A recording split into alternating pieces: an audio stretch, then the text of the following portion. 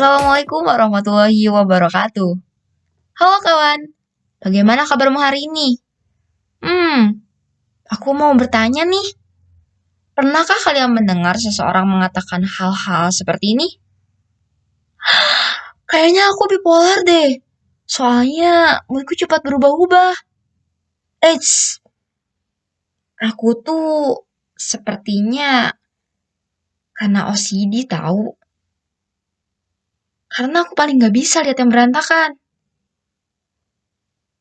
Oh, tugas kampus masih numpuk. Aku jadi depresi. Lihat, lihat, lihat. Tanganku gemetaran. Pas aku kena panic attack nih. Benarkah?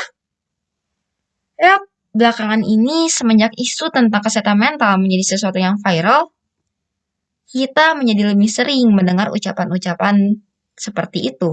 Benar bukan? Entah saat kita sedang berada di sekolah, di kampus, di kantor, kendaraan umum, bahkan saat kita berdiam diri di rumah. Atau jangan-jangan kamu sendirilah yang sering mengucapkan kalimat-kalimat tersebut. Ya, tak bisa kita pungkiri. Itu merupakan salah satu akibat dari kemajuan teknologi yang begitu pesat.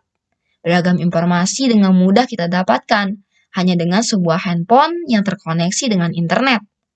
Satu kata saja kita ketik di kolom pencarian, maka akan muncul berbagai artikel atau berita tentang apa yang kita cari. Eits, tapi, meski hal tersebut kedengarannya merupakan sesuatu yang positif, ya sebab kita bisa menambah pengetahuan, nyatanya kawan, hari ini banyak yang menyalahartikan informasi yang mereka dapat. Yang harusnya informasi tersebut menjadi edukasi bagi mereka, malah mereka jadikan sebagai landasan untuk mendiagnosa apa yang terjadi pada dirinya. Oke, aku kasih contoh. Misalnya nih, kita sedang mencari sesuatu dan berhasil menemukannya ketika kita membaca sebuah artikel, yakni mengenai gangguan kejiwaan yang menyerang seseorang. Dan di sana dijelaskan bahwa ada ciri-ciri tertentu yang menandakan seseorang ketika sedang terkena gangguan tersebut. Setelah membaca hal tersebut, kita sebagai pembaca mengkonsumsi info tersebut secara mentah, tanpa disaring dan tanpa dipikirkan lebih jauh. Hingga akhirnya kita dengan mudah tersugesti. Kita menyatakan bahwa sepertinya ciri-ciri yang kita baca ini sesuai atau cocok dengan apa yang kita rasakan. Lalu, tanpa berpikir panjang, kita menjadikan alasan tersebut untuk melakukan diagnosa secara pribadi atau secara mandiri. Yang jadi pertanyaan, apakah secepat dan semudah itu manusia bisa mendiagnosa gangguan dalam dirinya? Atau pernahkah kalian berpikir, apakah yang dimaksud dengan diagnosa secara mandiri ini? Oke, mari kita bahas. Diagnosa yang dilakukan secara mandiri ini merupakan upaya yang dilakukan seseorang untuk mendiagnosa atau mengklaim dirinya tengah mengidap sebuah penyakit atau gangguan yang didasarkan pada pengetahuan atau informasi yang didapatkan secara mandiri. Informasi ini bisa saja berasal dari keluarga, teman, pasangan, buku, website, atau sumber-sumber lainnya.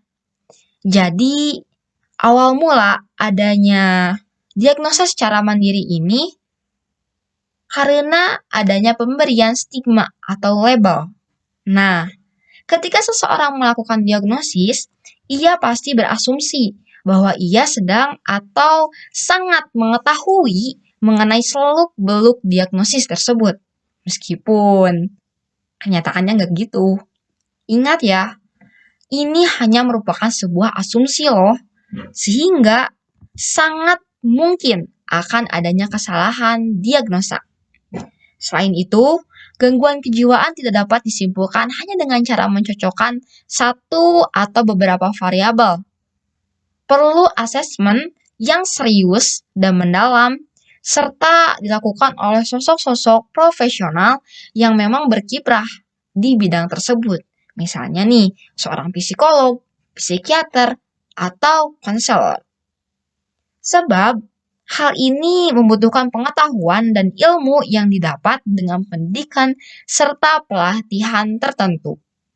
Jadi, tidak mudah untuk kita bisa mengetahui apakah kita benar-benar mengidap sebuah gangguan kejiwaan.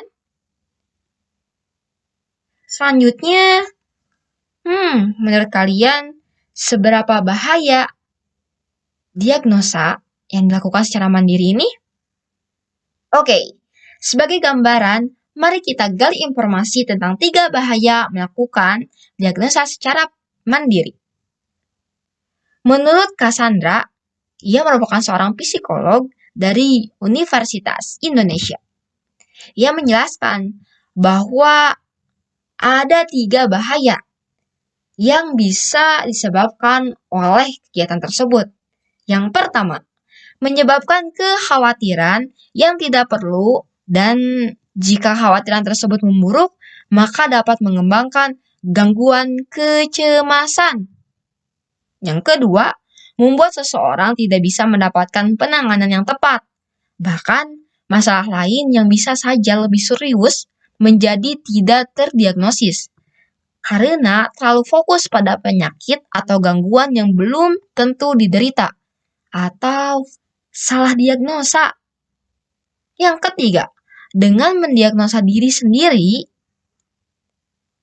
dengan penyakit atau gangguan yang tidak tepat, maka orang tersebut akan mencari treatment yang tidak tepat pula. Hal ini juga bisa menyebabkan masalah yang lebih serius atau masalah lain terkait diagnosa. Hingga akhirnya dia tidak mendapatkan pengobatan yang tepat. Wah, akibatnya sangat fatal bukan? Maka dari itu, dengarkan baik-baik ya kawan, kita harus berhati-hati dalam memilah dan memilih, termasuk juga memahami sebuah informasi.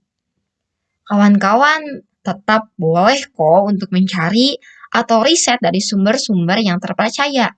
Tapi, jangan sampai kalian terpaku dengan satu informasi saja. Dan terakhir, yang paling penting, kalian harus berkonsultasi pada orang yang tepat. Oke, terima kasih. See you. Wassalamualaikum warahmatullahi wabarakatuh.